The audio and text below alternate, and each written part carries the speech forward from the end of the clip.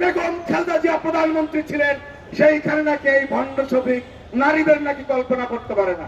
Same same একটি দলকে দেখলাম রাজনৈতিকভাবে ব্যর্থ হয়ে, তারা যখন জনসংখ্যার আনুপাতিক হাতে ব্যর্থ, ভোটের রাজনীতিতে ব্যর্থ, রাজনৈতিক মাঠে ব্যর্থ হয়ে একটি অপকৌশলের আশ্রয় নিল। সেটি হচ্ছে সমাজের যেই শ্রেণী পেশার মানুষই, যত বড় ইমাম মুফতি মুহাদ্দিস হোক, যত বড় রাজনীতিবিদ হোক, বিশ্ববিদ্যালয়ের ভাইস চ্যান্সেলর হোক, কিন্তু জামাতের বিরোধিতা করে গালি খায় না এমন একজন মানুষ নাই।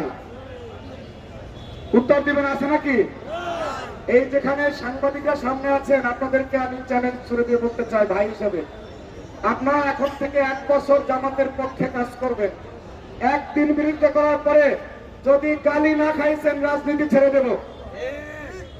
এটা কথা বল না, গালি খাইতে হবে। সুতরাং আমাদের মা বোনদেরকে স্লাট শেমিং করা, ক্যারেক্টার অ্যাসাসিনেট করা, এগুলি করে ছাত্র দলের পক্ষে, বিএনপির পক্ষে যাতে আমাদের মা বোনরা নামতে না পারে, ধারাবাহিকভাবে তাদের সেবা প্রতিষ্ঠা অব্যাহত ছিল। আমরা মনে করেছি এইটা মনে হয় আলবদর আশামসের উত্তরসূরি শিবিরের গোলাবান করে।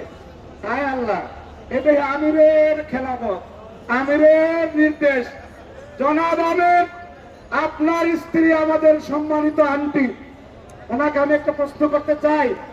কয়েকদিন আগে তথাকথিত একটি কথা উঠিয়ে যে ওনারা ভোট চাওয়ার সময় নাকি আমাদের বিএনপির ছাত্র দলের নেতা কর্মীরা নারীদেরকে নাকি অপমান করছে, এই জন্য একটা মহিলা সমাবেশ ডাকছে।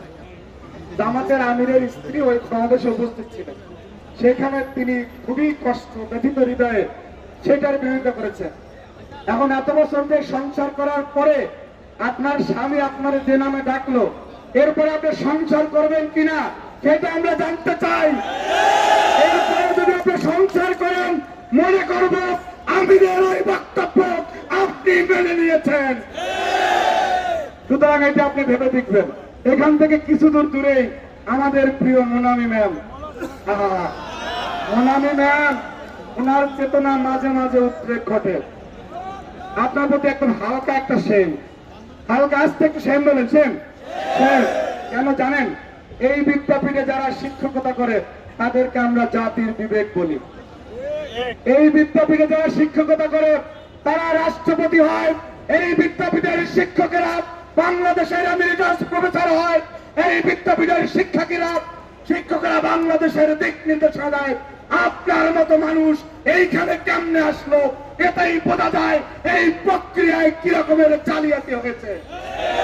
সুতরাং আপনি যদি এই বিষয়ে কথা না বলেন, আমিরের বক্তব্য যদি উত্তর না দেয়, আমি মনে করব উনি যেটা বলেছে কথাটা আপনার ক্ষেত্রে একরকম হইতে পারে। আপনাকে কিন্তু আমরা এটা বলি না, আবার বললেন না যে এটা কইছে, এটা আপনাদের আমির কইছেন, আমরা কি করবো ভাই? উনি একটা দলের প্রধান, উনি যদি আপনার এই নামে ডাকে আমি সেটা বলবো না? আশ্চর্য কথা। বক্তব্য শেষ। বাংলাদেশে যেই বাংলাদেশের 30 বছর প্রধানমন্ত্রী ছিলেন নারী, এই বাংলাদেশ জন্ম দিয়েছে বেগম খালেদা জিয়াকে। যেই বাংলাদেশে বেগম খালেদা জিয়া প্রধানমন্ত্রী ছিলেন, সেইখানে নাকি এই ভণ্ড শফিক নারীদের নাকি কল্পনা করতে পারে না। সেম সেম একটা কথা বলে শেষ করি। আমরা প্রত্যেক নামাজে একটা সূরা পড়ি, সূরাটা হলো ফাতিহা। সূরা, এখানে একটা আয়াত আছে, ইয়াকা না'বুদু ওয়া ইয়াকা নাস্তাঈন, অর্থাৎ শুধুমাত্র তোমার ইবাদত করি এবং কেবল তোমারই সাহায্য প্রার্থনা করি। এটা বান্দা আল্লাহর কাছে কয়। জামাতের আমির কার কাছে সাহায্য চায়? আমেরিকার কাছে। কার কাছে সাহায্য চায়? দিল্লির কাছে সাহায্য চায় না? ক্ষমতায় যাওয়ার জন্য কার কাছে সাহায্য চায়?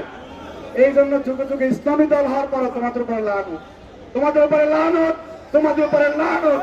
ইনশাআল্লাহ বাংলাদেশে কোনোদিনও তোমরা যা আশা করতেছো সেটা সফল হবে না।